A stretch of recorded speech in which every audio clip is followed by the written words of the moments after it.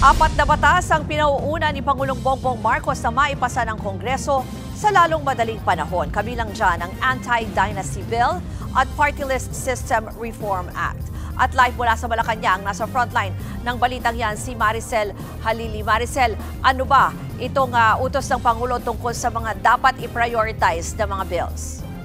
Yes, Ruth, bukod nga dyan sa dalawang nabanggit mo na panukala, isa rin doon sa mga pinakamainit na panukala ngayon na gustong gawing prioridad ni Pangulong Bongbong Marcos ay yung Independent People's Commission. Alam naman natin na mainit yung usapin dito, lalo't marami yung gusto na palakasin yung kapangyarihan nitong Independent Commission sa gitna nga nitong ginagawang investigasyon sa mga anomalya sa flood control project.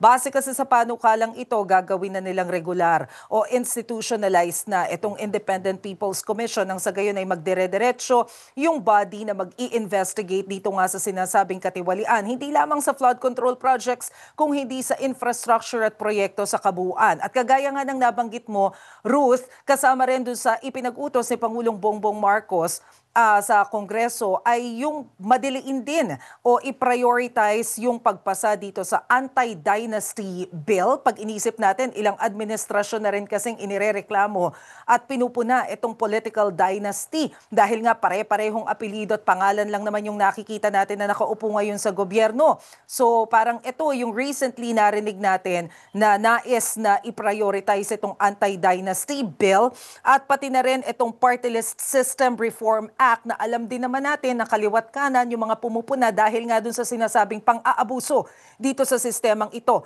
At yung pang-apat na panukala ay itong Citizens Access and Disclosure of Expenditures for National Accountability o CADENA Act. Ang nag-anunsyo niyan kanina, Ruth, ay si Palace Press Officer Undersecretary Claire Castro. Kasunod yan nung ginawang Legislative Executive Development Advisory Council o yung LEDAC meeting sa Malacanang dito kaninang umaga. Kabilang sa mga dumalo dyan sa nasabing pulong maliban kay Pangulong Bongbong Marcos ay si House Speaker D at si Senate President Vicente Soto. Ruth?